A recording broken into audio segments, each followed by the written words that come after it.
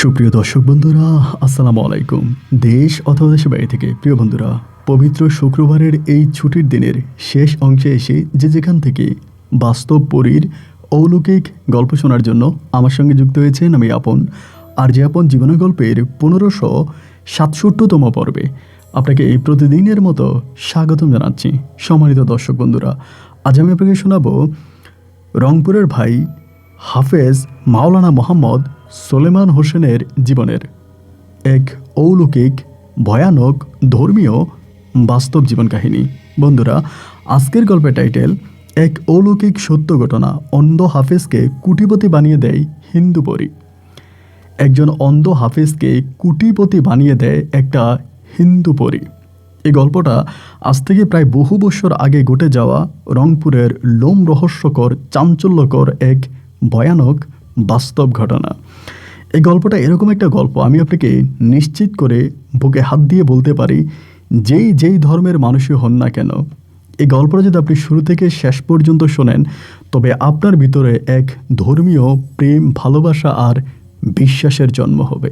তাই সবাইকে অনুরোধ করব, শুরু থেকে শেষ পর্যন্ত রংপুরের ভাই অন্ধ হাফেজ মোহাম্মদ সোলেমান হোসেনের জীবনের এই অলৌকিক আলোচিত বাস্তব গল্পটা আপনার আমার মুখে শুনবেন এবং গল্প শেষে হাফেজ সোলেমানকে ঠিক আপনার মতো করে একটা মন্তব্য কমেন্ট বক্সে লিখবেন। ধন্যবাদ সবাইকে। সুপ্রিয় দর্শক বন্ধুরা, আসসালামু আলাইকুম। আমার নাম মোহাম্মদ সোলেমান হোসেন, আমার বাড়ি রংপুর বিভাগে। বন্ধুগণ, আমি আমার জীবনের গল্পটা শুরু করার শুরুতে আপনাদেরকে আমার পরিবারের সম্বন্ধে জানিয়ে রাখি। আমার পরিবারে আমি আছি, আমার বাবা আছে, রয়েছে আমার দুইটা মা সহ আমার দাদা দাদি আর কাকা ফুফি। আমাদের পরিবারে আরও সদস্য রয়েছে আমার ছোট দুইটা ভাই আর ছোট তিনটা বোন। আমরা টোটাল 3 ভাই 3 বোন। আমাদের পরিবারটা রংপুর বিভাগ থেকে অনেক দূরের কোনো এক অজপাড়া গায়ের এক উচ্চবিত্ত পরিবার। আমার বাবা পেশে আসলে তেমন কিছুই করে না। আমার দাদার অনেক বেশি সয় সম্পত্তি রয়েছে, বাবা সেগুলো দেখাশোনা করে। বাজারেও রয়েছে আমাদের অনেকগুলো দোকান, যেগুলো থেকে আমার বাবা ভাড়া পায়। এভাবেই আমার বাবার দিন রাতগুলো কাটতে থাকে। আমার মা ছিলেন খুবই ধর্মীয় একজন ভালো মনের মানুষ। আমার বাবার সঙ্গে মায়ের বিয়ে হবার পরে যখন আমি দুনিয়াতে আসি, কেন জানি আমার মায়ের সঙ্গে বাবার বনিবানা হচ্ছিল না।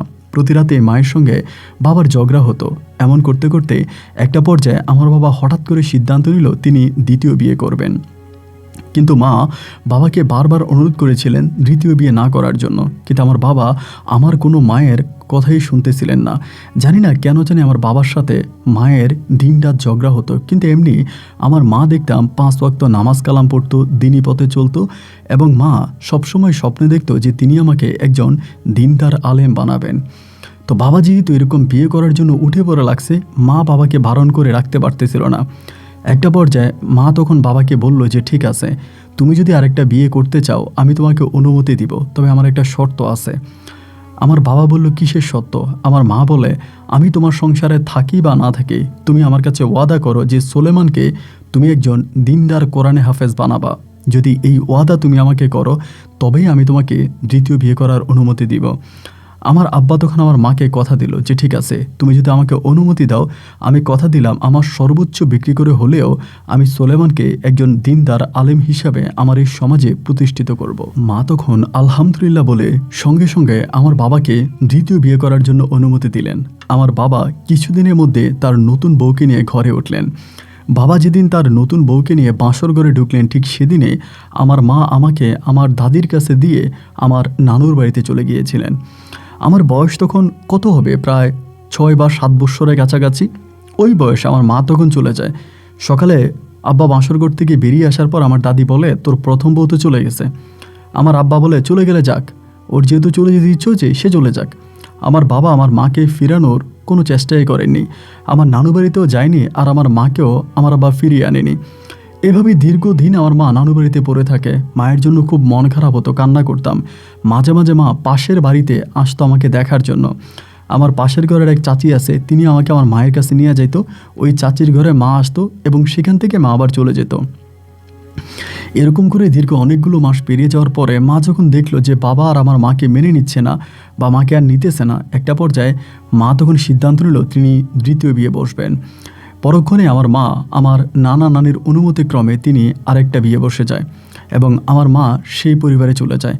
মায়ের নতুন বিয়ে হবার পরে কিন্তু মা আর তেমনভাবে আমার খোঁজ খবর নেয়নি।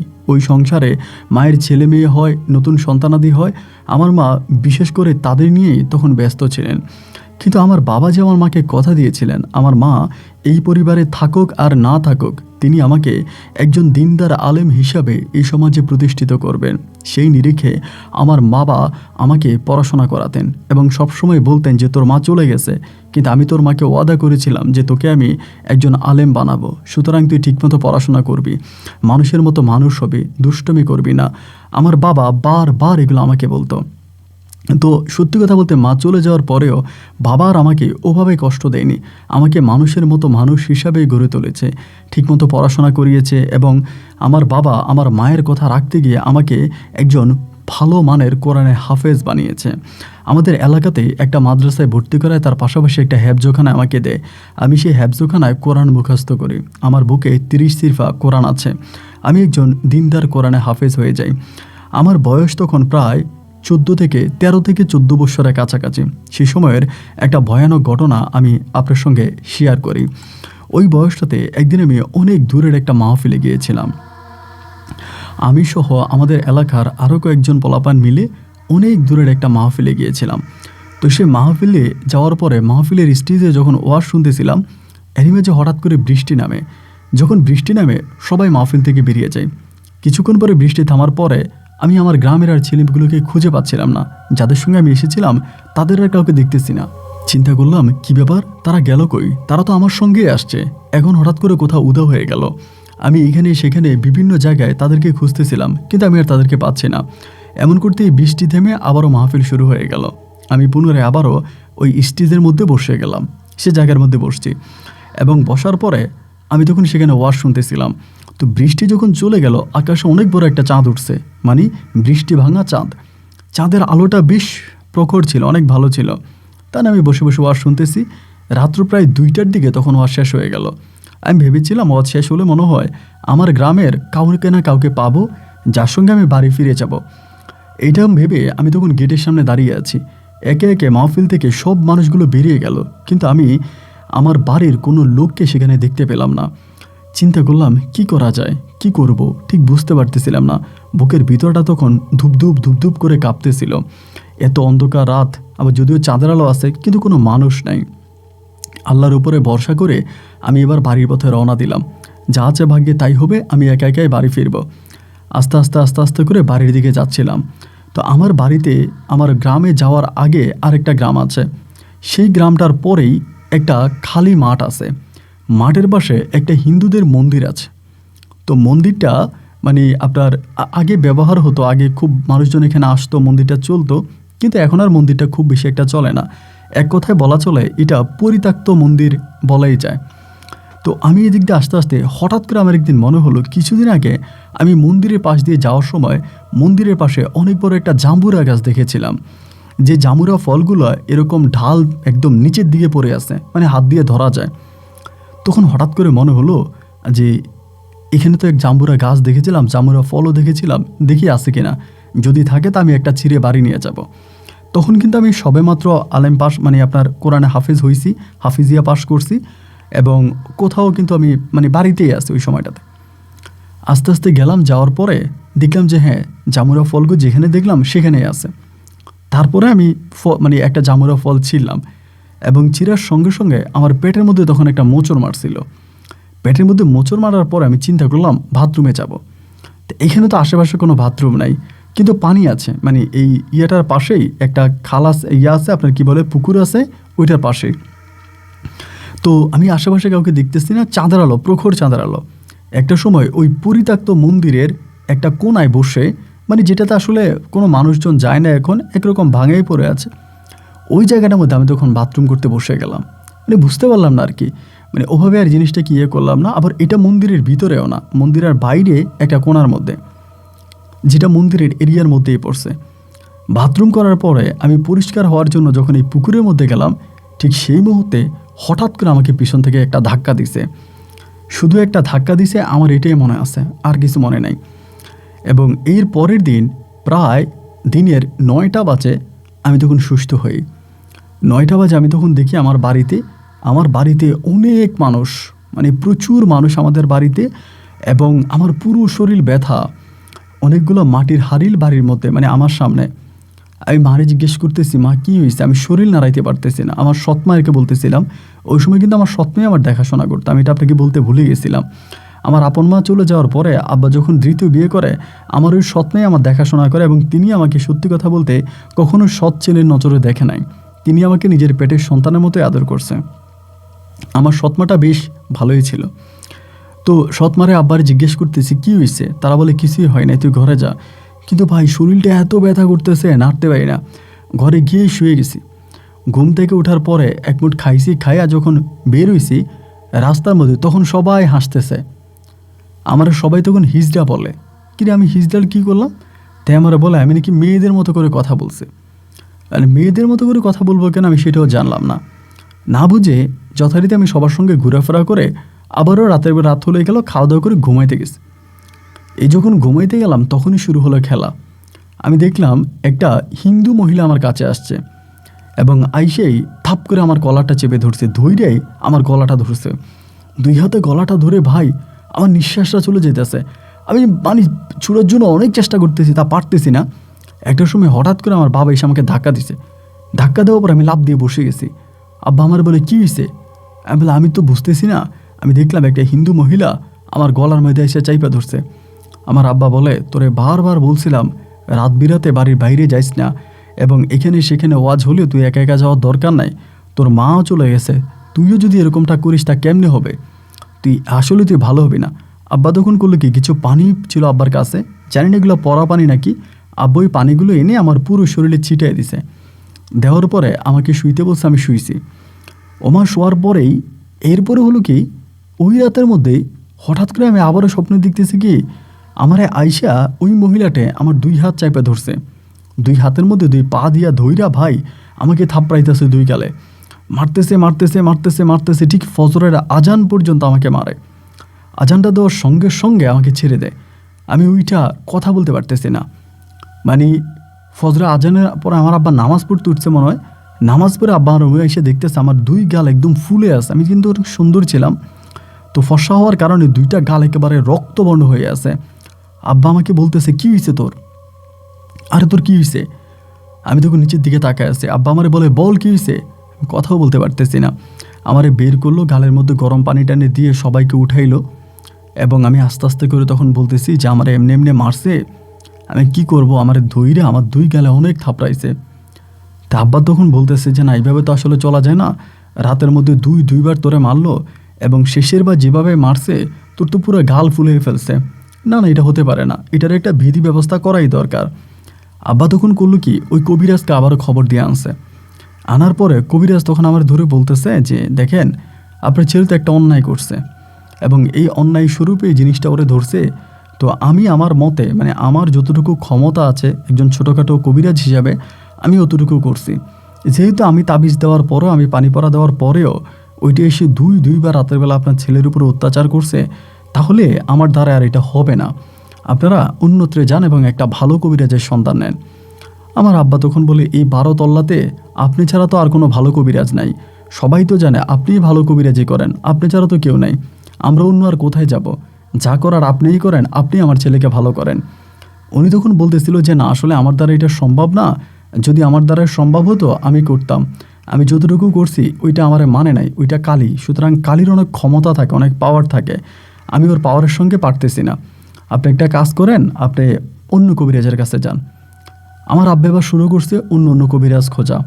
এবার আমার সঙ্গে কী হইতেছে ভাই, ধরেন আমি দুপুরে খাইতে বসছি, হ্যাঁ, আমি মারে বললাম যে মা আমি খাবো, আমারে ভাত দাও। তা আমার মা আমারে ভাতটা বাইরে দিছে, আমি খাইতেছি। হঠাৎ করে দেখি কি, মাই আমার প্লেটের ভিতরে আপনার ময়লা দিতেছে, মানে কাদা দিতেছে, ময়লা দিতেছে, আবর্জনা দিতেছে। তো আমি মারে বললাম যে মা, তুমি এই ময়লা আবর্জনাগুলো আমার প্লেটে দিচ্ছ কেন? এই কথাটা বলা মাত্রই ভাই থাপ করে আমার গলাটা চেপে ধরলো, ধৈর্য মনে কি আমার এখানে মেরে ফেলবে। হায় হায় হায় হায় হায়, আমি দৌড় পড়তেছি। হঠাৎ করে দেখি যে আমার মা সামনে দাঁড়াই আছে, আমার দৈরা। মা বলে এরকম করতেছিস কেন? আমি বললাম মা দেখো আমার গলাটারে কী করছে। তখন আমার গলা একদম ফুলে গেছে ভাই, মানে ধরে যে দাগগুলো পড়ে যায়। আমি যে দেখো আমার গলাটারে কী করছে। মা বলে তোরে মারছি আবারও। আমি বললাম মারছি মানে আমার গলাটা চাইপা ধরছে, আমার নিঃশ্বাসটা আটকে দিচ্ছিল, আমি তো মরে যেতাম। তো তখন আমার ছোট ভাই বোনগুলা অনেকেই ছোট। তখন আমার সৎমা বলতেছে কি করব তোরে নিয়া, মানে আমার মা তো নিজের বাচ্চা কাচ্চা এগুলোরই সে দেখাশোনা করতে পারে না, তার উপরে আমার এই ঝামেলা। তো এরকম করে ধরেন তখনও সময়টা কেটে গেল। এইভাবে আরও কতদিন কেটে যাওয়ার পরে আমার আব্বা বলে তুই শুধু মানে কোরআন তালাওয়াত করবি, যখনই হাঁটবি কোরআন তালাওয়াত করবি। কিন্তু আমি যখনই কোরআন তালাওয়াত করতাম আমার তখন কিন্তু ভালো লাগতো। ধরেন কোরআন তালাওয়াত করতেছি, কোরআন পড়তেছি, তখন মোটামুটি অনেকটা ভালো লাগে, ভিতরে অনেকটা ভালো লাগে কাজ করে। বাট যখনই কোরআন পড়া বন্ধ করি, মানে কোরআন তালাওয়াতটা বন্ধ করি, তখনই মনে হয় আমার উপর আযাব নেমে আসে, তখনই আমাকে মারে। এবং কিভাবে মারে শুধুমাত্র এরকম না যে আমার মা হয়ে আমাকে মারে, কখনো আব্বা রূপে, কখনো আমার ছোটো ভাই, মানে আমার একটা পিচ্চি ভাই আছে যেটা আমার মায়ের কোলে থাকে, ওই এত ছোট আমার মায়ের কোলে থাকে, ওর রূপ ধরে পর্যন্ত এসে আমাকে মারে, এমন একটা অবস্থা। তো এই করতে করতে আরও কয়েকটা দিন কেটে গেছে। একদিন বিকালবেলা আমার ভালো লাগতেছে না, ঘরের মধ্যে বসে আছি। তা আমি চিন্তা করছি আমি ক্রিকেট খেলতে যাব। তা মাঠে সবাই ক্রিকেট খেলতেছে, তো আমাদের গ্রামের মাঠে, গ্রামের মাঠ বলতে ওই যে ধানি জমি ইয়ে করার পরে আর কি, জমির মধ্যে, বিলের মধ্যে। তা আমি বিকালে বিলের মধ্যে মানে আপনার ক্রিকেট খেলতে যাচ্ছিলাম। তা আব্বা আমার কিন্তু বলতেছিল তুই যাইস না। তা আমি তারপরেও গেছি। যাওয়ার পরে আমি মাঠের পাশে বসে আছি, ওরা সবাই ক্রিকেট খেলতেছে। তো খেলতেছে এমন সময় হলো কি, আমাদের ওই মাঠের মধ্যে একটা ছেলে নাম হচ্ছে সাব্বির, ওই আমার ডাক দিছে, এই যে সোলেমান আয় এদিকে আয়। তাই ডাক দিছে। পরে ওনারা আবার সাব্বিরের সবাই মানে এলাকার একটু মানে আমাদের বড় ভাই, সিনিয়র ভাই টাইপের আর কি। তাই আমি বললাম যে ভাই আমি আসতেছি। আমি ওনার কাছে যাওয়ার পরে না ভাই, উনি আমার ব্যাট দিয়ে পিটাতে শুরু করছে, হাইরে আমার ব্যাট দিয়ে পিটাতে শুরু করছে। এবার সবাই এসে আমার মারতেছে, কেউ ঘুষি মারতেছে, কেউ লাথি মারতেছে, মানে আমার মারতে পুরো অজ্ঞান বানাই ফেলছে। তো অজ্ঞান হয়ে যাবে, যখন জ্ঞান ফিরছে আমি তখন বাড়িতে, আমার চোখে মুখে পানি দিয়ে আমার জ্ঞান আনছে। আব্বা বলে কী হয়েছে রে? আমি বললাম আব্বা সাব্বির ভাই আমার মারছে। তাই সাব্বির ভাই কিন্তু আমার কাছে দাঁড়ায় আছে। সাব্বির তখন বলতেছে যে এটা তুই কী বললি, আমি তোরে কখন মারলাম, কই আমি তোরে মারলাম, এই তুই এত বড় মিথ্যা কথাটা কেমনে বললি, আমি তো তোরে মারি নাই। আমি তখন চুপ হয়ে গেলাম, আরে আসলেই তুমি আমার মারে নাই। আমি আপনি না আমার মারলেন? উনি বলে আমি তো মারি নাই, তোরা তো আমরা মারি নাই, আমরা সবাই খেলাধুলো শেষ করে চলে আসছি বাড়িতে, তা তোরা ওখানে অজ্ঞান অবস্থা পাওয়া গেছে। তাই আমি বললাম যে আপনি আমারে মারছেন, আপনি আমারে মারছেন। পরে আমার আব্বা বলে বুঝছি। তো এরকম তো সবার শুরুর ধরে এসে আমাকে মারে। তবে মাঠের মধ্যে যে আমাকে মারছে ভাই, খুব মারছে। আমি প্রায় আপনার অনেক দিন পর্যন্ত হসপিটালে ভর্তি ছিলাম এই মাইটটা সহ্য করতে না পাইরা। আমার পিঠ ব্যথা, ঘাড় ব্যথা, কোমর ব্যথা, মাথা ব্যথা, মানে শরীরের এমন কোনো জায়গা নেই যেখানে আমাকে ব্যথা দেয় নাই। মোটামুটি পুরো শরীরটা আমার ফাটাই ফেলছে মাইরা। এইভাবেই ধরেন আপনার দিন রাতগুলো কাটতেছে। আমি কি করবো, ওটা মায়ের খাইতেছি, মারতে আর কিছু অস্তিত্ব রাখে নাই। প্রায় অনেকগুলো বছর আমার এরকম মারছে। প্রায় আপনার হিসাব করতে গেলে 6 থেকে 7 বছর আমার শরীরে এমন কোনো জায়গা নাই যে আমার মারা ছাড়া রাখছে। তা 6-7 বছর পরে তখন হলো কি, একটা সময় আমাদের এখানে একটা হুজুর আসছিল, এবং উনি অনেক নাম করা একজন হুজুর, মানে খুবই নাম করা একজন হুজুর। তা উনি আসার পরে আমার বাবা তখন করছি ওনারা আমার ঘরে খাওয়াইছে, আমাদের ঘরে খাওয়াইছে, ওনারা জামা কাপড় দিয়েছে। দিয়ে আমার আব্বা বলছে আমার ছেলেটারে যদি পারেন একটু দোয়া করে দেন, আজকে বহু বছর ধরে আমার ছেলের সঙ্গে এই ঘটনাগুলো ঘটতেছে। ওই তখন আমার আব্বাকে বললো যে দেখেন আমি তো কোনো কবিরাজ না, তারপরেও আমি একটা ওষুধ দিয়ে যাচ্ছি, ওষুধ বলতে একটা দোয়া দিয়ে যাচ্ছি, এটা যদি করেন তাহলে হয়তো আপনার ছেলে ভালো হয়ে যাবে। এটা বলে আমাকে একটা আমলের কথা বলে যায়, মানে দোয়া বলতে ওষুধ বলতে এটাই যে রাতের বেলা আমাকে একটা আমল করতে বলে উনি, একটা গোপনীয় আমল আমাকে বলে আপনি সে আমলটা করবেন প্রতি রাতে। আর যেহেতু আপনি একজন হাফেজ মানুষ, সুতরাং আপনার ভিতরে আল্লাহ জ্ঞান শক্তি দিয়েছে, আপনি সবই বুঝেন। আপনি এই দোয়াটা যদি সবসময় পড়েন বা এটা যদি আপনি করেন তাহলে আপনি এগুলো থেকে বেঁচে যাবেন। তো উনি আমাকে যেটা করতে বলছে ওই হুজুরটা আমি সেটা করতেছি। আলহামদুলিল্লাহ আজকে এতগুলো বছর পরে আমার কাছে মনে হলো যে আমার শরীরটা মোটামুটি একটু পাতলা হয়ে গেছে, এবং আমার কাছে এখন একটু ভালো লাগতেছে। এতদিন পর্যন্ত ভাই এমন কোনো সময় নাই যে আমাকে মারা নাই, গায়ে হাত তোলে নাই, আমার সাথে এগুলো করে নাই। বাট সেই সময়টাতে আসার পরে মনে হলো যে না, আমি এখন একটু ভালো আছি, আমাকে এখন আর মারতেছে না, আমি এখন ঠিক আছি। আল্লাহর কাছে শুকরিয়া যে আল্লাহ আমাকে বাঁচায় দিছে। এরপরে হলো কি ভাই, এই ধরেন আমাকে মারা বন্ধ করে দিছে। আমার বয়স কিন্তু তখন বেশি না, প্রায় আপনার 19 বছরের কাছাকাছি হবে, 18 কি 19, এর বেশি না। তো এই বসে আসার পরে তখন সবাই আমার আব্বারে বলতেছে একটা কাজ করেন, ওরে বিয়ে করাই দেন, কারণ যেহেতু এটা এখন ছাড়ছে, যে কোনো সময় ওর শরীরে আবারও প্রবেশ করতে পারে বা ওর আবারও ক্ষতি করতে পারে। একটা কাজ করেন, ওরা এখনই বিয়ে করাই দেন। আমার আব্বা বলে, ছেলেটা মাত্র হাফেজ হয়েছে, ভাবতেছিলাম কোথাও চাকরি বাকরি করবে, নিজের পায়ে দাঁড়াবে, কিছু একটা করবে, এরপরে না হয় বিয়ে করাবো। কিন্তু এখন যে ওর এই অবস্থা, সবাই তখন বলতেছে না বিয়ে করাই দেন, আর যদি বিয়ে করাই দেন তাহলেও ঠিক হয়ে যাবে। পরে আব্বা মেয়ে খুঁজতেছে, কোথায় মেয়ে পাওয়া যায়, কোথায় মেয়ে পাওয়া যায়, আমার বিয়ে করাই দিবে। এরকম খোঁজাখুঁজি করতে করতে শেষ পর্যন্ত আমাদের এলাকারই একটা মেয়ে পাওয়া গেছে, নাম হচ্ছে আসিয়া আক্তার। মেয়েটাও দেখতে শুনতে ভালো আছে, মেয়ের পরিবারও ভালো, সব কিছু ঠিক আছে। আমার আব্বা তখন সিদ্ধান্ত নিল যে ওই আসিয়াকে আমাকে বিয়ে করাবে। সবার সঙ্গে কথাবার্তা হইল এবং ফুল ফাইনাল হওয়ার পরে আসিয়ার সঙ্গে তখন আমার বিবাহ ঠিক হলো। পারিবারিকভাবে বিবাহ শেষ হওয়ার পরে আসিয়া তখন আমার ঘরে আসছে। তো আমি তখন করতাম কি, আমি কোনো হাফিজ হয়েছি ঠিক আছে, কিন্তু কখনো প্র্যাকটিস করি নাই, কোনো মসজিদে আমি আসলে নামাজও পড়াই নাই। আমার মায়ের ইচ্ছা ছিল, আব্বা সেই ইচ্ছা পূরণ করছে, হাফেজ বানাইছে, অতটুকুই। তো আমি কী করতাম, ওই আব্বুর সঙ্গে বিভিন্ন সময় আড়তে বসতাম, বিয়ের পরে মাছের আড়তে বসতাম, ঘাটে যাইতাম, ঘাটের টাকা উঠাইতাম, দোকানের ভাড়া উঠাইতাম। আবার আপনার এই ধরনের যে কৃষি কাজগুলোর সঙ্গে যে সম্পৃক্ত আছে, এই ধরনের কাজগুলো আমি তখন করতাম। তো বাবা আমাকে খুব সাপোর্ট করতো, সর্বদিক থেকে অনেক সাপোর্ট করতো। আমি কষ্ট পাবো এমন কোনো কাজ কিন্তু বাবা আমাকে করতে দিত না। খুব ভালোবাসতো আমাকে, এটা সত্যি কথা, অনেকটা ভালোবাসতো। একটা পর্যায়ে আব্বা তখন আমার বলতেছে যে আমি বিয়ে করছি প্রায় 2.5 বছর হয়ে গেছে, 2.5 থেকে 3 বছর পরে কথা বলতেছি, আমার কোনো বাচ্চা কাচ্চা হয় না, আমার সন্তানাদি কোনো হইতেছে না। তাই আমার মা, আমার সৎমা তখন বলতেছে, আমি যেহেতু বড়, সবার বড়, আমার সৎমা বলতেছে যে আমার যদি একটা বাচ্চা কাচ্চা হয় তিনি খুব আদর করবে। আমার আপন মা যে আসে না তাও না, আমার আপন মা কিন্তু মাঝে মাঝে আসতো, কিন্তু ওই সময়টাতে মনে হলো যে না, আমার আপন মাই হচ্ছে আমার সৎমা আর আমার সৎমাই হচ্ছে আমার আপন মা, এরকম হয়ে গেছিলো আর কি। আমার আপন মা নিজের সংসার নিয়ে বেশ খানিকটা ব্যস্ত থাকতেন, উনি আমার খুব বেশি একটা খোঁজখবর নিতেন না বা আসতেন না। তাই না, আমার বাচ্চা কাচ্চা হয় না। আমার সৎমা মা বলতেছে যে এভাবে কি হবে নাকি, আসিয়ার বিয়ে করলে তা বাচ্চা কাচ্চা না হইলে হয় নাকি। এমন করতে করতে প্রায় অনেকগুলো দিন, প্রায় 3 বছর পরে আমার মা তখন করলে কি, ওই সৎমা তখন করলে কি, কোত্থেকে জানি এক হিন্দু কবিরাজ নিয়ে আসছে। আমি তো জানি না ওটা, হিন্দু কবিরাজ বলতে হিন্দু তান্ত্রিক আর কি।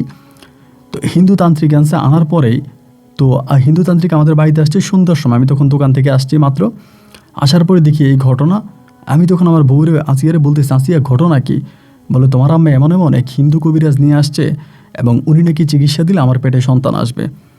তাই আমি তখন মায়েরা ডাক দিলাম, ওই পেটা তখন উঠানের মধ্যে বসে আছে, ওই তান্ত্রিকটা বসে আছে। মারে বললাম যে মা, ঘটনা কি, কী হয়েছে, তুমি হঠাৎ করে কারে নিয়ে আসলা? মা বলে, আরে একটা ভালো তান্ত্রিক নিয়ে আসছি এবং ওই তান্ত্রিকের মাধ্যমে তোর বউর ঘরের সন্তান হবে, এবং এই তান্ত্রিকের পানি পড়া তাবিজ পড়া দিলে সন্তান হয়, এটা সবাই বলছে। তা আমি তখন বললাম যে তোমার কি এগুলো করার কোনো প্রয়োজন আছে? এমনিতে আমি একটা ঝামেলার মধ্যে আছি, তুমি তার উপরে আবার তুমি এরকমটা করতেছো। আমার মা বলে, কিছুই হবে না, তাবিজটা দিয়ে দেখি কি হয়। তো আমার আম্মা তখন করলো কি, তাবিজ দিল, পানি পড়া দিল। দেখেন কি আর বলবো, তাবিজটা দেওয়ার পরে রাতের বেলায় ও আর আমি একসঙ্গে শুইছি। 12:30টার দিকে হঠাৎ করে দেখি আমার বউ খিলখিলিয়ে হাসতেছে। আসিয়া মধ্যরাতে খিলখিলে হাসতেছে দেখা আমরা জিজ্ঞেস করলাম, আসিয়া, ও আসিয়া, হাসো কে? 2টা ধাক্কা দেওয়ার পর আমারে বলে, কে বলে? আমি আসিয়া, আমি তো অরুণা। তো অরুণা যখন বলছে, অরুণা হচ্ছে ওই পরীটা আর কি, যেটা আমারে মন্দির থেকে ধরছিল, ওইটা পরী বা জিন যাই বলি না কেন, ওইটা। অরুণা বলার সঙ্গে সঙ্গে লাভ দিয়ে বসে গেছে। আমি তো জানি ও আমার অনেক মারছে, অনেক অত্যাচার করছে, আমার অনেক ক্ষতি করছে, এবং শেষমেশ একটা হুজুরে আমাকে কিছু আমল করতে বলছে, আমলগুলো করার কারণে ও আমার লাইফ থেকে চলে গেছে। এখনও পর হঠাৎ করে ও আমার বউর উপরে চলে আসছে। আল্লাহ, এটা কী ধরনের কথা? আমি তখন তারে বললাম যে তুমি হঠাৎ করে কেন আসলা? বলে, আমি তো আসি নাই, আমরা তোরা আনছিস। আমি বললাম, আমরা আনছি আমরা তোমারে কারা আনলাম? বলে, তোরাই তো আমারে আনলি, তোরা সবাই আমারে ডাইকা তোরা আমারে আনছিস, আমি আসি নাই, তোরা আমারে ডাইকা আনছিস। আমি তখন ঘর থেকে বেরিয়ে যাব এমন সময় আমার হাতটা চেপে ধরছে। কই যাস? আমারে বলে। আমি বললাম, আমি একটু আসতেছি, আমার মায়ের কাছে যাব। পরে বলে, তাড়াতাড়ি আসিস। এটা বলে আমার হাতটা তখন ছেড়ে দিছে। ছেড়ে দেওয়ার পরে আমি তখন মায়ের কাছে গেছি। মায়ের কাছে গিয়ে বললাম যে মা, তাড়াতাড়ি উঠো। মা উঠছে। মা উঠার পরে বললাম, তুমি এটা কী করলা? মা বলে, কি? আমি বললাম, তুমি যে কবিরা যায় না, এটা করলা, এখন তোমার হিতে বিপরীত হয়ে গেছে। আমার আম্মা বলে, বিপরীত কেন, কী হয়েছে? আমি বললাম, এখনকার আমার বউ বলতেছে এই ঘটনা। আমার বউ এখন আমারে বলতেছে যে আমি এটা করছে, মানে আমার এগুলো বলতেছে। আমার বউর উপরে এখন অরুণা চলে আসছে। আমার মা তো শুনে লাভ দিয়ে আমার আব্বা আমার মা দুজনে আসছে। আসার পরে ওরে জিজ্ঞেস করতেছে, কে আপনি? ওই তখন বলে, আমি অরুণা। তো বলে, আপনি অরুণা? আপনি অরুণা কেন? আপনি তো আমার বউ আসিয়া। বলে, না, আমি এখন আসিয়া না, আমি এখন অরুণা। আমার আব্বা বলে, আপনি আমার ছেলেটার আর কত জ্বালাইবেন, আবার কেন জ্বালাইতে আসছেন? একই উত্তর সে আমার আব্বাকেও দিল। আমার আব্বাকে বলে, আমি তো আসি নাই আর আসতে চাইও নাই, তোমরাই না আমার জোর করে নিয়ে আসছো, আমারে আনছো কেন? আমারে কেন আনছো? একথা বলে প্রায় ফজর পর্যন্ত এরকম পাইচালি করতে থাকি। ফজরের পরে আলহামদুলিল্লাহ শরীর থেকে চলে যায়। আমার আব্বা ফজরের নামাজ পড়ে সঙ্গে সঙ্গে সেই তান্ত্রিকের বাড়িতে চলে গেছে। যাওয়ার পরে সেই তান্ত্রিকটা আনছে পরে তান্ত্রিক তখন কি করতেছে, বহু চেষ্টা করতেছে অরুণের আনার জন্য, আমার ওয়াইফের শরীরে কিন্তু আসে না। এইভাবে ওইভাবে অনেকভাবে ডাকতেছে, কিন্তু ও আসে না, অরুণের আসে না। কিন্তু তান্ত্রিক পানি পড়া তাবিজ পড়া যাই দিতেছে, দিয়া চলে যাচ্ছে। মানে তান্ত্রিক মাত্র বাড়িটা পার হয়েছে এমন সময় চলে আসে। ধরেন তান্ত্রিকটা মাত্র বাড়িটা পার হয়ে গেছে এমন সময় এসে আমার বউরে ধরে বসে। আর আমার বউরে ধৈর্য বসে, আগে তো ধরেন অরুণা আমারে মারতো, বিভিন্ন মানুষের রূপ ধারণ করে, ধরেন এর রূপ ধারণ করতো, ওর রূপ ধারণ করতো, অলৌকিকভাবে মারতো বা অদৃশ্যভাবে মারতো। কিন্তু এখন পুরো দৃশ্যপাত। আমার বউর উপরে আসা মাত্রই এই আমাকে মাইর শুরু, এই লাতি, এই ঘুষি, মানে এরকম মারতেছে। একদিন রাতের বেলায় ভাই কি বলবো আপনাকে, আমি সারাটা দিন কাজ করছিলাম, মাঠে টাটে এখানে সেখানে কাজ করছি আব্বার সঙ্গে। কাজ টাজ করে এসে একটু শুইছি। রাত্র 11:30 থেকে 12টা বাজে আমার একটা লাথি মারছে। মানে আমার মনে হয় কোমরের হাড্ডিটা আমার এখনও ব্যথা করে। এবং উঠার পর আমার বলতেছে, আমার খিদা লাগছে, তুই কি আমার কিছু খাইতে দিবি না? আমি না তোর বউ, আমার খাইতে দে। আপনি বিশ্বাস করবেন না ভাই, আমি পাকঘরে গিয়ে ভাতের ডেকসি ভাত আনছি, মানে ভাতের ডেকসি তরকারিটা আনছি। ওই কী করছে, পুরো তরকারিটা ওই ভাতের ডেকসির মধ্যে ঢাইলে দিয়া 2 হাত দিয়ে খাইতেছে। এইটা কোনো নর্মাল মানুষের পক্ষে খাওয়া সম্ভব না। এভাবে খাইতেছে। খায়াটে আমারে বলে যে, তোরা পাতিলের মধ্যে গরুর মাংস রান্না করছিস কেন? এই কথাটা বইলা ভাই পাতিলটা দিয়ে আমার একটা বাড়ি যে মারছে, আমার কপালে এখনও দাগ আছে। আমি জায়গায় অজ্ঞান হয়ে গেছি, জায়গার মধ্যে অজ্ঞান হয়ে গেছি। এই ভাই শুরু হলো খেলা। কোনোভাবে বাঁচার কোনো উপায় নাই। ও যেমনি ধরে যেমনি মারে, মানে পুরো পাগল বানিয়ে ফেলে মাইরা। তা কী করবো আর কার কাছে যাব, কোনো কিছুই বুঝতে পারতেছি না। এই তাবিজ, পানি পড়া, এইটা সেটা কত কিছু মানে আমার বউ আসিয়ারে দিতেছে, না কাজ হয় না, হয় না, হয় না, হয় না। আমার আম্মা তখন হুজুরের কাছে যাইতেছে, ওই কবিরাজের কাছে। ওই তান্ত্রিকটা তো আমার আব্বা গেছে, লোকজন নিয়ে গেছে, তান্ত্রিকের বাড়িতে অনেক ঝামেলা করছে, কিন্তু তান্ত্রিক তো আর কোনো কিছু করতে পারতেছে না। তার কোন তন্ত্র মন্ত্রের বলে আবারও অরুণা চলে আসছে আমার বউর উপরে, তা তো আর উনি বলতে পারতেছে না। এবার চিন্তা করতেছি কি করা যায়, এটা থেকে বাঁচার উপায় কি? বাঁচার তো কোনো উপায় পাইতেছি না। এরকম করতে করতে ভাই প্রায় আরও 2.5-3 বছরের মতো কেটে গেছে। আমার বউ আসিয়ার ঘরে কিন্তু কোনো সন্তানাদি হয় নাই। আর এরই ভিতরে আমারই যেভাবে মারতেছে, ঝামেলা করতেছে, আস্তে আস্তে করে আমার সৎমায়ের আসল রূপটা তখন বেরোইতেছে। আমার সৎমা তখন করতেছে কি, তার বাকি ছেলে মেয়েগুলারে নিয়ে সে আলাদা থাকা শুরু করে দিছে। যেই সৎমা আমার জন্য এত কিছু করছে, মানে যা বলার মতো না, সেই সৎমা আস্তে আস্তে করে এখন নিজেকে গোটায় নিতেছে।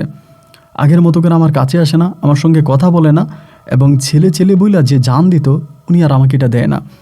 এখন উনারে কে জানি, এটা আসলে ওনার দোষ না, আমাদের এলাকারই গ্রামের মানুষ তো আমরা, কোন খারাপ মহিলা বা কোন কে জানি বলে বসছে ওনারে যে তোমরা ওর সঙ্গে থাইকো না, ওর সঙ্গে ওর বউ আসিয়া থাইকা আজকে আসিয়ার জীবনটা শেষ।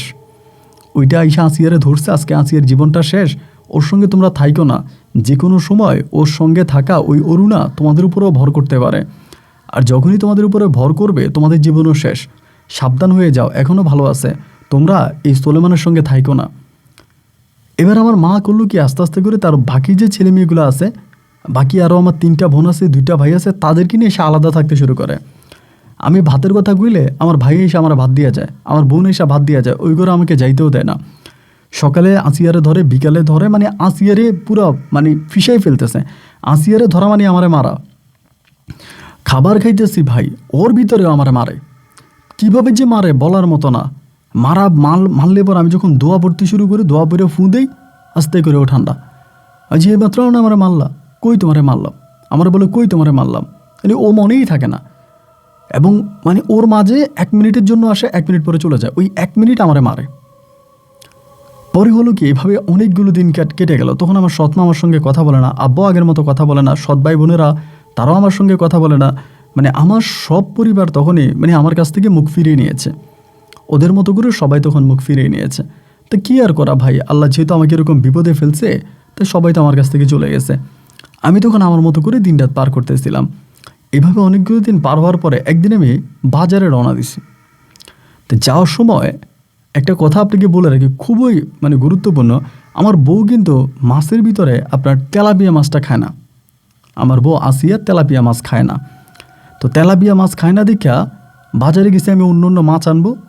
তাই আইন হলো কি, আমি যাই দেখি কি বাজারের মধ্যে আপনার সব তেলাপিয়া মাছ, আর অন্য মাছ আছে কিন্তু দাম অনেক বেশি। তো সব তেলাপিয়া মাছ, আমি যে মাছ খুঁজতেছি ওইটা নাই। পরে দেখলাম কি বাজারের পাশে একটা গরু জবাই হয়েছে, তারা হয়তো মাংসের ভাগ বিক্রি করতেছে, মানে কষাই না আর কি। এটা আমি চিন্তা করলাম যে ওখান থেকে একটু গরুর মাংস নিয়ে যাই, তাইলেই হয়। আমি তখন ওই বাজার থেকে গরুর মাংসটা কিনলাম। গরুর মাংসটা কিনা বাড়ির দিকে রওনা দিছি। তখন প্রায় আপনার সন্ধ্যা 7টা 7:30টার মতো বাজে, অত রাত না। আর আমাদের এলাকাটা ছিল কি ভাই, একটু নিম্নবিত্ত এলাকা। ওখানে ধরেন মাগরিবের পরে মানুষ ঘুমিয়ে যায়, আবার সকাল ফজরের সঙ্গে সঙ্গে উঠে যায়। আমাদের গ্রামটা এরকম একটা প্রত্যন্ত গ্রাম ছিল, যার জন্য এরকম সন্ধ্যার পরে খুব কম বাতি, মানে বাড়িতে বাতি জ্বলে। আর আমাদের ওই সময়টাতে তখন আপনার মানে ইলেকট্রিক ব্যবস্থা ছিল না। মানে এখন তো কারেন্ট আছে, আমাদের তখন কারেন্ট ছিল শুধুমাত্র বাজারে কারেন্ট ছিল। আর আমাদের যে গ্রামগুলো ছিল, কোনো গ্রামে কারেন্ট ছিল না। তো সন্ধ্যার পরে আমি তখন বাজার থেকে বেরোয়া মাংসটা নিয়ে আসতেছি, আরও কিছু বাজার সাজার করছি। আইতেছি এমন সময় হলো কি, একটা তেঁতুল গাছ পড়ে, মানে আমার বাড়িতে যাওয়ার আগে একটা তেঁতুল গাছ পড়ে। তেঁতুল গাছ বরাবর এসে দেখি আমার বউ আসিয়া সেখানে দাঁড়ায় আছে। যখন দেখলাম আসিয়া দাঁড়ায় আছে, আমি তো শিওর এটা আসিয়া না, আমি তো জানি আসিয়া না, মানে এটা যে আসিয়া না আমি তো জানি। আমি তারপরও দাঁড়াইছি ওরে দেখা, কারণ ওর সামনে দিয়ে যাওয়ার সময় যদি লাত্তি মারে, একটা আঘাত করে, তা তো আরও বেশি কষ্ট পাবো, সাইকেল চালানো অবস্থায় যদি মারে। এই জন্য দাঁড়াইয়া দোয়া পড়তেছি। দোয়া পরে বুকের মধ্যে ফু দিতেছি। আয়সা আমার বলে, কি আনছিস? আমি বললাম, তুমি এখানে কেন আসছো? বলে, একটা কাজে আসছি। তুই কী আনছিস? আমি বললাম, আমি যাই আনছি, তোমার সমস্যা কি? পরে বলে, কি আনছিস বল। আমি বললাম, বাজার আনছি। বলে, যা বাজার নিয়ে বাড়ি যা। বলতেছে, যা বাজার নিয়ে বাড়ি যা। এটা বলার পরেই আমি তখন সাইকেলটা মানে ধরলাম, সামনের দিকে যাবো, এমন সময় আমার পিছন থেকে সাইকেলটা ধরে দিছে টান। সাইকেলটা ধরে টান দেওয়ার পর আমি দাঁড়াই ফিরে তাকাইলাম তার দিকে, তাকে বলতেছি, কী হয়েছে? বাড়ি যাইবে তুমি? বলে, যামো। তাই আমি বললাম, উঠো, আমার সাইকেলে কেরিয়ারে উঠো, আমি সাইকেল চালাই। তা আমি ওই যে বাজারে ব্যাগটা সামনে নিয়েছিলাম, আর আমি বললাম যে তুমি সাইকেলের পিছনে বসো, আমি সাইকেল নিয়ে চালাই। বলে, আচ্ছা ঠিক আছে, চালাও। আমি তো জানি ও আমার বউ আসিয়েই ঠিক আছে, কিন্তু ওরে এখানেই না, ওই আইসা দাঁড়ো করায় রাখছে। পরে ও সাইকেলের পিছনে উঠছে, আমি সাইকেল চালাইতেছি, চারদিকে মোটামুটি গুটগুটে অন্ধকার, এবং মানে এক কথায় বলতে গেলে খুবই নিরিবিলি একটা পরিবেশ, এবং বুঝতেই পারেন গ্রামের রাস্তা। সাইকেল চালাইতেছি আর দোয়া পড়তেছি। এমন করতে করতে মাছ চাষ করতেছিল একটা পুকুরে, এই পুকুর পাড় দিয়ে যাচ্ছিলাম। একটা পর্যায়ে হঠাৎ করে করলো কেমন একটা ধাক্কা মারছে। ধাক্কাটা মারার সঙ্গে সঙ্গে আমি গিয়েই ওই পুকুরের মধ্যে পড়ছি, এবং পুকুরের মধ্যে পড়ার সঙ্গে সঙ্গে আমার 2 চোখ দিয়া আপনার ওখানে যে ঝাঁটা ছিল, আপনার পুকুরের মধ্যে ফালায় রাখছিল কেউ যাতে মাছ ধরতে না পারে, ওই ঝাঁটাগুলো ঢুকে গেছে, চোখে মুখে ঢুকে গেছে।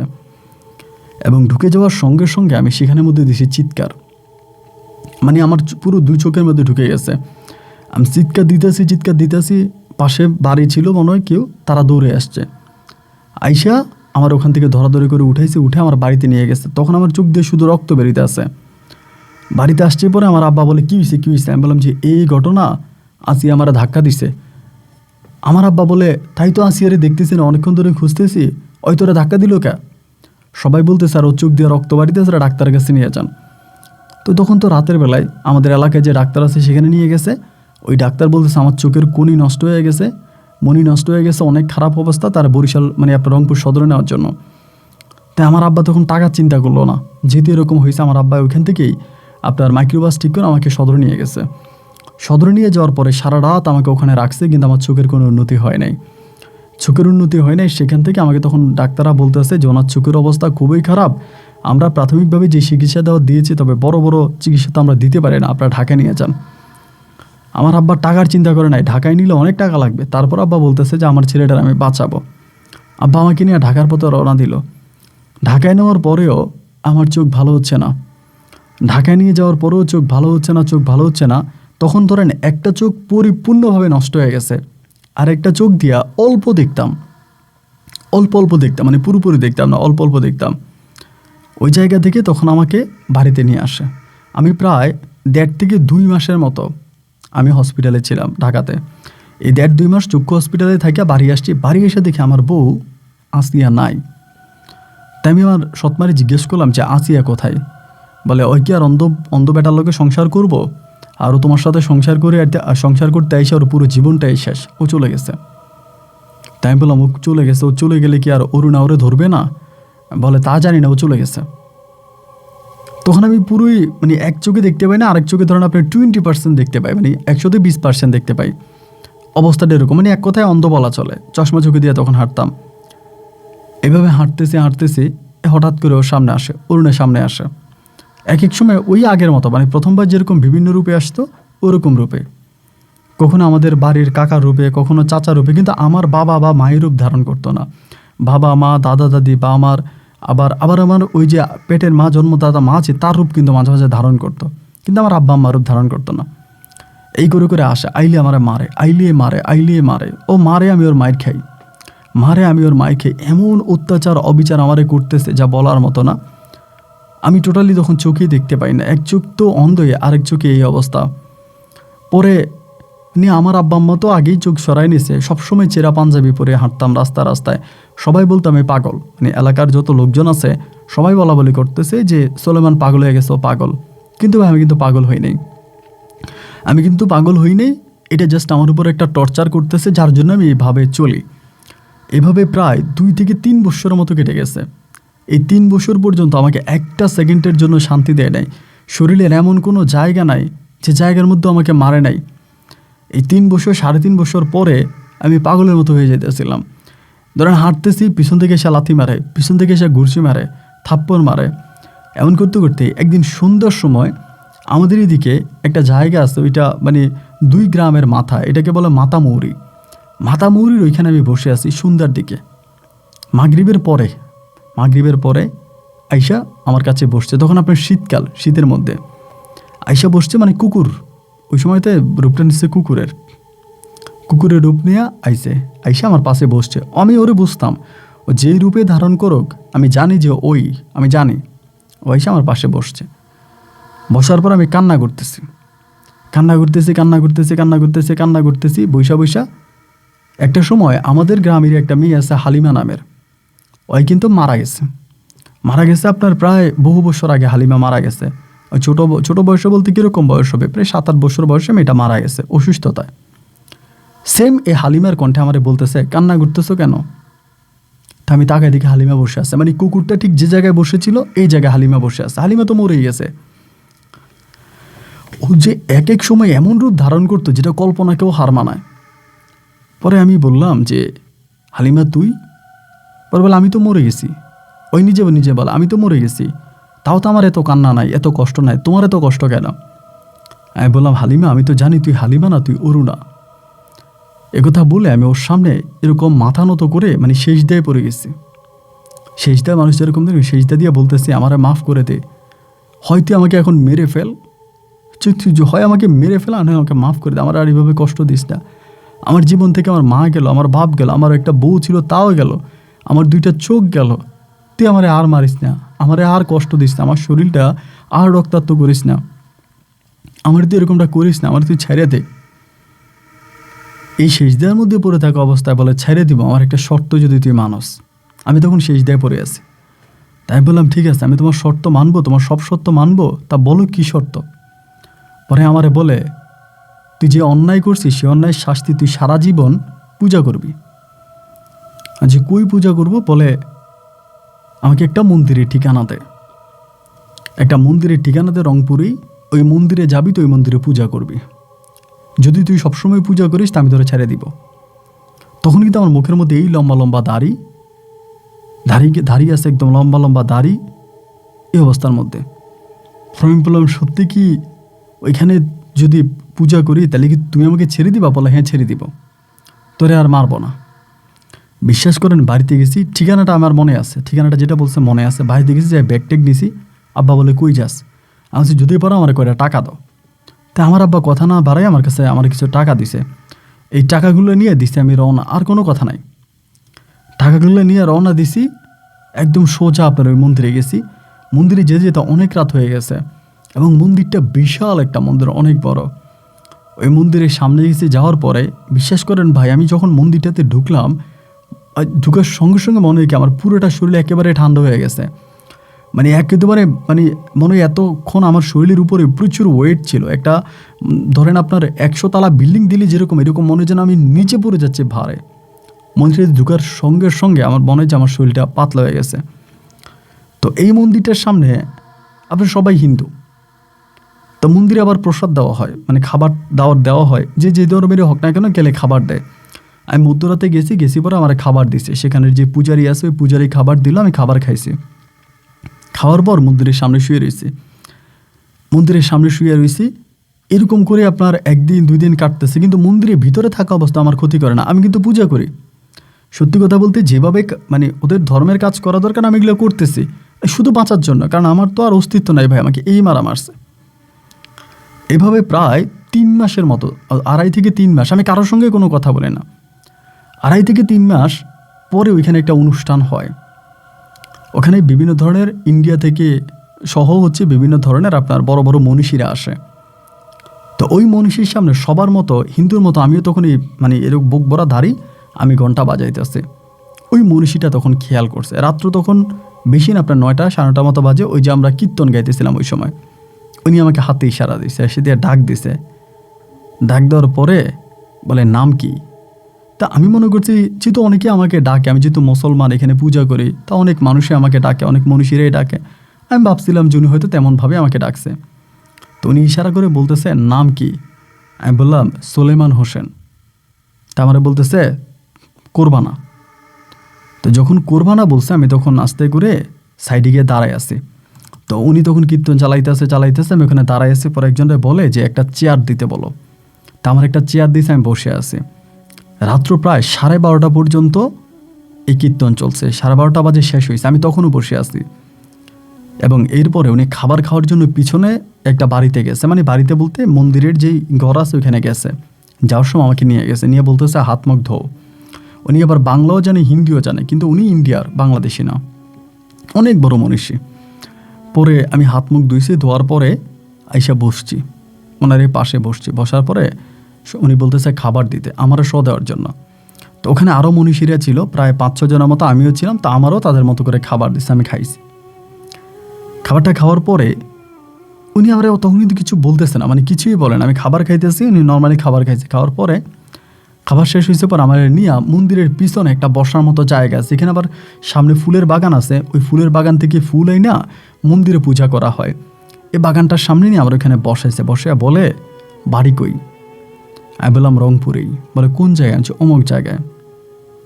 তো বলে, এইখানে কেন? আমি বলি না, কারণ বলি না বলতে অনেকের কাছে কিন্তু বলছিলাম, যে একবার যে বলি নাই তা না, কিছু মানুষের কাছে বলছিলাম, কিন্তু বলে তো কোনো লাভ নাই। এটা বলে লাভ কি? আমি এটার ভিতরে যতক্ষণ আছি ততক্ষণ ভালো আছে, আমরা মারে না। এতে বাইরে তো আমরা মারবো, এই জন্য এখান থেকে বেরোই না। পরে বারবার জিজ্ঞেস করতেছে কেন আসছে। যখন বলি না, উনি অনেকক্ষণ চোখ বন্ধ করে রয়েছে, চোখ বন্ধ করে থাইকা অনেকক্ষণ চোখ বন্ধ করেছিল। আমি কোনো কথা বলি না থাইকা। পরে বলতেছে যে, এদিকে আয়। এদিকে বলার সঙ্গে সঙ্গে মন্দিরের ভিতরে পূজা দেওয়া একটা মহিলা, ওই পূজারি আর কি, মহিলাটা তখন আসছে। এদিকে বলার সঙ্গে সঙ্গে মহিলাটা চলে আসছে। উনিকে মহিলাটা ডাক দিল না কারে দিল জানি না। আর ওই মহিলাটা কিন্তু ওই সময় আমি দেখছি যে উনি মন্দিরে শুয়ে আছে, যে মহিলাটাকে ডাকছে উনি মন্দিরেই থাকে, উনি শুয়ে আছে। আসার পরে মহিলাটা ওনার সামনে এসে এরকম হাত জোর করে আছে, হাত জোর করে। মহিলাটারা বলে, তোরা এরকম করে কষ্ট দিচ্ছিস কেন? মহিলা কিচ্ছু বলে না। আবার বলে, এরকম করে কষ্ট দিচ্ছিস কেন, কথা বল।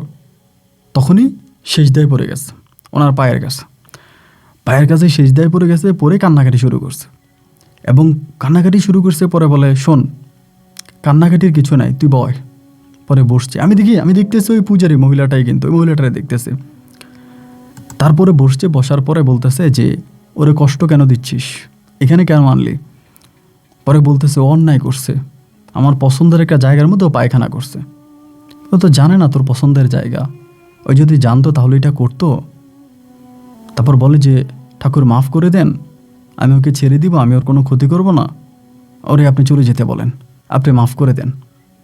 পরে বলে না, তুই অন্যায় করেছিস, শাস্তি তোকে পেতেই হবে, অন্যায় যেহেতু করেছিস শাস্তি তোকে পেতেই হবে। পরে বলতেছে যে কি শাস্তি? বলে শাস্তি হচ্ছে এটা, ঠিক এখন থেকে ও যা বলবে তো তা করা লাগবে। এতদিন পর্যন্ত তুই যা বলেছিস ও তাই করেছে। ও একজন মুসলিম, ও কোরআনে হাফেজ, এটা মুসলিম পরিবারের, সম্ভ্রান্ত পরিবারের সন্তান, তুই ওরে মন্দিরে আইনা পূজা দিয়েছিস, এর থেকেও নিকৃষ্ট, এর থেকেও খারাপ কিছু হতে পারে না। আমাদের ধর্ম আমাদেরকে এই শিক্ষা দেয়নি।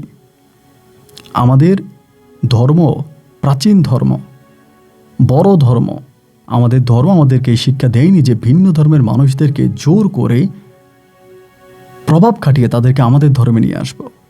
তুই অন্যায় করেছিস, আর সে অন্যায়ের শাস্তি হচ্ছে ও যা বলে তোর তাই করা লাগবে। আমি তখন ঠাকুরকে বলতেছি যে আপনি, আমার কিচ্ছু করা লাগবে না, ও আমার কিছু করা লাগবে। বলে না, ও করবে, ও করবে, ও করবে, তোমার করবে, তুমি যা বলবা তাই করবে ও। তুমি কালকে সকালে এখান থেকে সুন্দর করে চলে যাবা, আর এই মন্দিরে কখনোই আসবা না। তুমি মুসলমান, তুমি একজন হাফেজ, তুমি তোমার ধর্ম পালন করবা, তবে তোমার যেই কোনো কথা ও রাখবে, ওর নাম ধরে ডাকা মাত্র আসবে, ওর নাম ধরে ডাকা মাত্র আইসা পড়বে এবং এসে তোমার সমস্ত চাওয়া পূরণ করবে। আমি তখন বললাম ঠাকুর ঠিক আছে। রাতটা কেটে গেল, সকালবেলা আমি এই বন্দি দশা থেকে মুক্তি পাইলাম। বন্দি দশা থেকে মুক্ত হলাম, ওখান থেকে বেরিয়ে বাড়িতে আসছি। বাড়িতে আসার পরে আমি দেখতাম ও ঘোরাফেরা করতেছে। আমি তো ওরা আগ থেকেই চিনি, আগ থেকেই বুঝি, আগ থেকেই চিনি, আগ থেকেই বুঝি।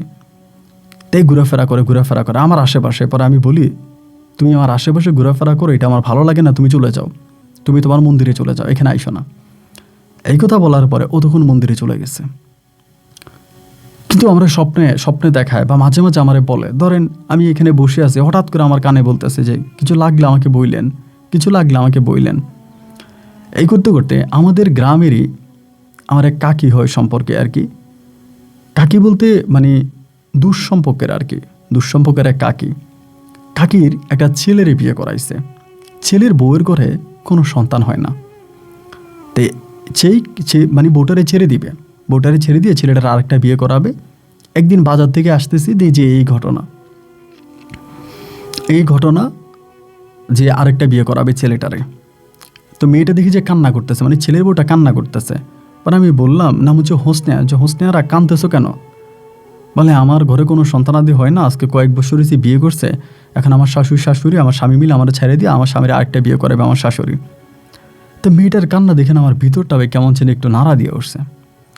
ওঠার পরে আমি আঁটতেছি, এই হঠাৎ করে আমি ইচ্ছে করে ওরা ডাক দিছি, অরুণারে ডাক দিয়ে বললাম, অরুণা, এই যে মেয়েটার সঙ্গে এটা হইতেছে, এটা কি কোনো কারণটা কি?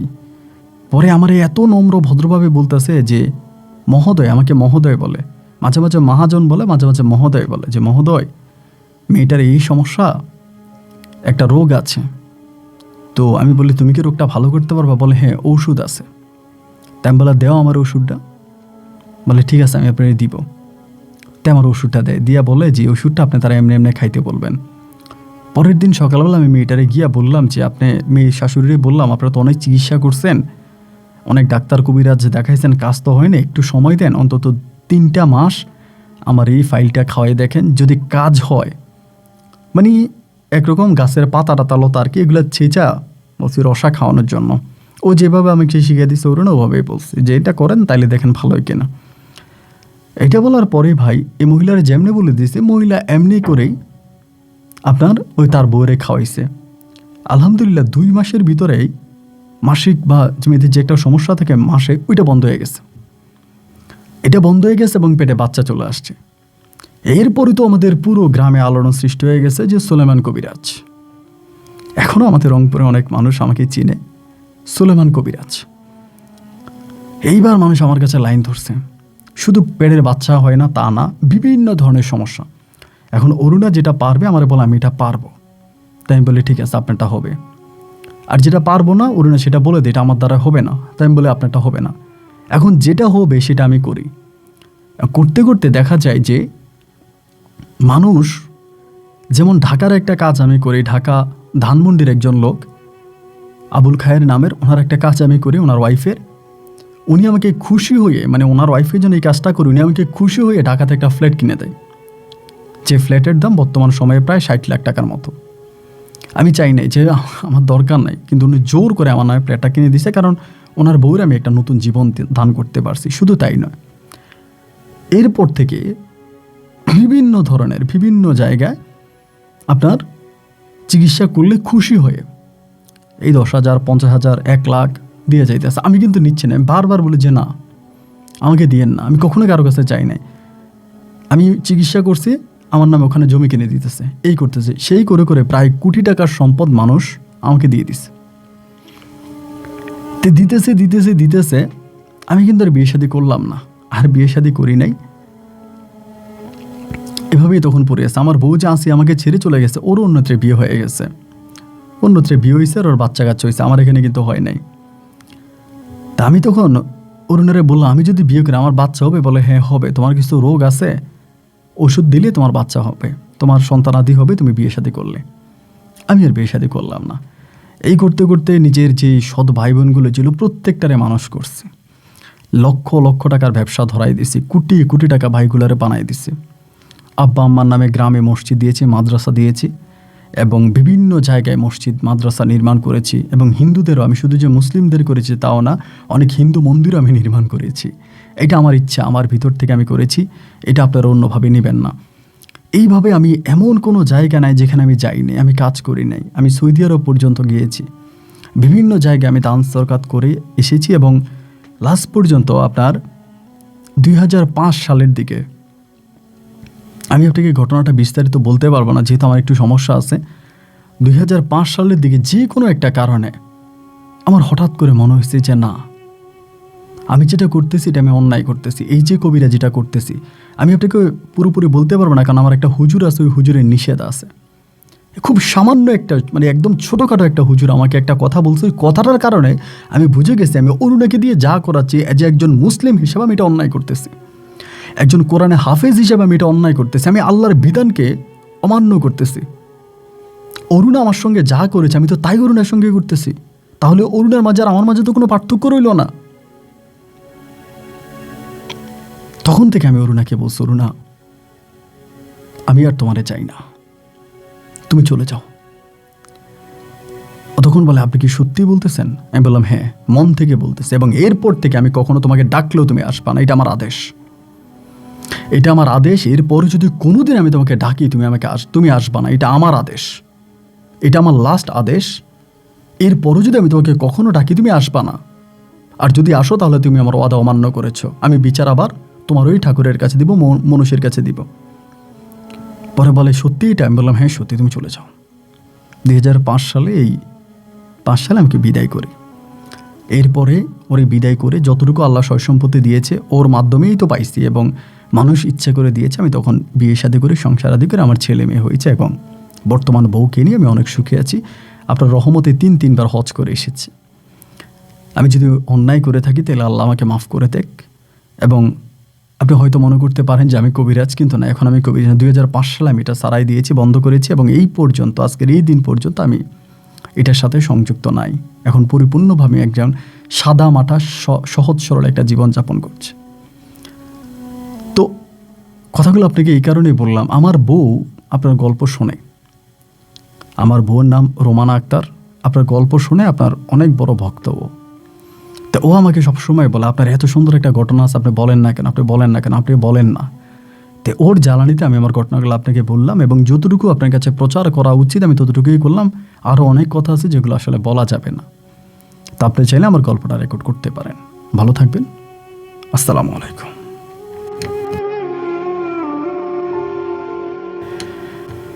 প্রিয় বন্ধুরা, সবাইকে অনেক বেশি ধন্যবাদ এই পর্যন্ত আমার সঙ্গে থেকে রংপুরের ভাই মোহাম্মদ সোলেমান হোসেনের জীবনের এই অলৌকিক, ধর্মীয়, শিক্ষণীয় বাস্তব গল্পটা শোনার জন্য। আমি গল্পটা রেকর্ড করে রাখি, আপনাদেরকে বলেছিলাম এটা এমন একটা গল্প, আপনি যেই ধর্মেরই হন না কেন আপনার ভিতরে এক অন্যরকম ধর্মীয় শান্তি কাজ করবে। আমার কথা আর কাজের মিল পেয়েছেন তো? যদি পেয়ে থাকেন তবে এই ভিডিওটা লাইক করেন এবং আপনার প্রিয় মানুষের সঙ্গে শেয়ার করেন যারা আজও ধর্মবিশ্বাসী নয়, যারা আজও নাস্তিক হিসাবে আছে। এবং না, শুধু যে নাস্তিক মানুষদেরকে আপনি এটা পাঠাবেন তাও না, আপনার প্রিয় মানুষদের সঙ্গে আপনি শেয়ার করতে পারেন একটা ভালো ঘটনা। এবং সত্যি আমার মনে হলো যেন আজকে শুক্রবারের শেষ অংশে, একটু পরেই হয়তো শুক্রবার শেষ হয়ে শনিবারে আমরা পড়ে যাবো রাত 12টার পরে, শেষ অংশে একটা ভালো গল্প আপনাদেরকে শোনাতে পেরেছি। যদি তাই হয়ে থাকে এই গল্প নিয়ে কোনো মতামত কমেন্ট বক্সে লিখবেন এবং সুলেমান সাহেবের জন্য কোনো কথা থাকলে সেটাও লিখে যাবেন। যেখানেই বিদায়, দেখা হবে নতুন দিন নতুন কোনো গল্পে। আল্লাহ হাফেজ এন্ড আসসালামু আলাইকুম।